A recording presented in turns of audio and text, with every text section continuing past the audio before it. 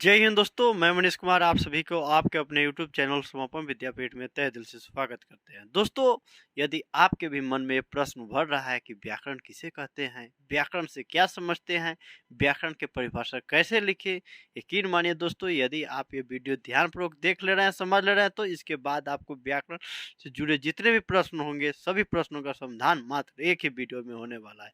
तो आइए देखते हैं और समझते हैं सरसरी निगाहों से, बिल्कुल सुस्पष्ट एवं सरल से सरल भाषा में। दोस्तों देख लीजिए, सर्वप्रथम हम लोग समझेंगे कि व्याकरण व्याकरण वास्तव में क्या है।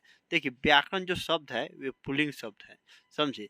अब व्याकरण के जनक किन्हें कहा जाता है? व्याकरण के जनक श्री दामोदर पंडित को व्याकरण के जनक कहा जाता है। देख लीजिए, अब व्याकरण से हम क्या समझते हैं, या व्याकरण किसे कहते हैं, या व्याकरण की परिभाषा हम कैसे लिखेंगे, आइए एक बार देख लेते हैं, समझ लेते हैं। देखिए, व्याकरण वह शास्त्र है जिसके नियमों अनुसार हम शुद्ध बोलना, लिखना तथा पढ़ना सीखते हैं। अर्थात व्याकरण भाषा के शुद्ध रूप को ज्ञान कराता है। व्याकरण हमें भाषा के शुद्ध रूप को ज्ञान कराता है। बात स्पष्ट है। जैसे पंडित जी हम लोग के कुंडली देखकर अब बता देते हैं कि आपकी कुंडली में ये है, अब मतलब पंडित जी मिल जाते हैं ना, तो समझ लीजिए ये पंडित है अपने आप में। व्याकरण का चीज है, पंडित है। या हम लोग जाते हैं मौलवी साहब, फिर जो मुसलमान लोग होते हैं, क्रिश्चियन लोग समझ रहे हैं, तो अपने अनुसार ये वही वाला बात हो गई। ठीक है, यहाँ तक कोई दिक्कत? देखिए, या इसी को कैसे लिख सकते हैं। देखिए, व्याकरण वह विद्या है जिसके द्वारा हमें किसी भाषा को शुद्ध बोलना, लिखना, पढ़ना, समझना आता है। व्याकरण ना हो तो हम लोग हो सकता है कि शुद्ध भी ना बोल सके, शुद्ध पढ़ ही नहीं सके, शुद्ध नहीं बोल सकते हैं, नहीं पढ़ सकते हैं, लिख ही नहीं सकते हैं। व्याकरण एक क्या है? अनुशासित करता है शब्दों को एक तरीकाबद्ध, क्रमबद्ध कि हाँ ऐसे ना ऐसे होना चाहिए, समझ है ना। वो ज्ञात कराता है कि क्या सही है क्या गलत है, समझ है ना। देख लीजिए, या इसी को कैसे इसका परिभाषा लिख सकते हैं। किसी भी भाषा के अंग प्रत्यंग का विश्लेषण तथा विवेचन व्याकरण कहलाता है। मतलब क्या समझे बाबू? देखिए, किसी भी भाषा के अंग प्रत्यंग का विश्लेषण तथा विवेचन व्याकरण कहलाता है। बात समझ गए? तो अब रह गई बात की लिखने का तरीका सभी का अलग अलग है, स्पष्ट झलक रहा है।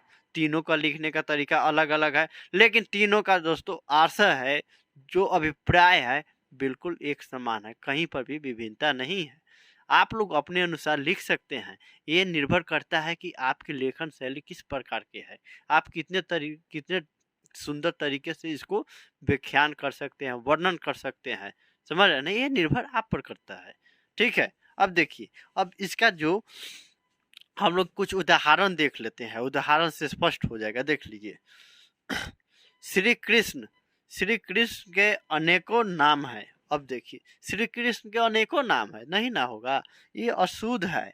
अब अशुद्ध है तो देखिए, इसको शुद्ध कैसे करेंगे?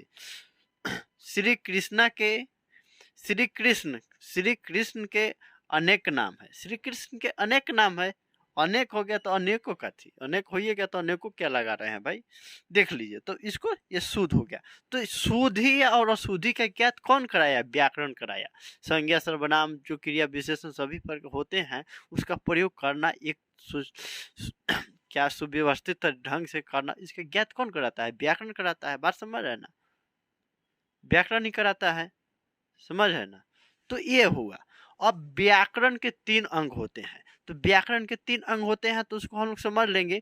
तो आज जो अभी हम लोग पढ़ रहे हैं दोस्तों, यहीं तक पढ़ेंगे। इसके बाद हम लोग अगले पार्ट में पढ़ेंगे इसके अंग और उस सब का परिभाषा उदाहरण से। तो दोस्तों, मैं उम्मीद करता हूं दोस्तों आपको समझ में आया होगा। एक बार इसका स्क्रीनशॉट ले ले।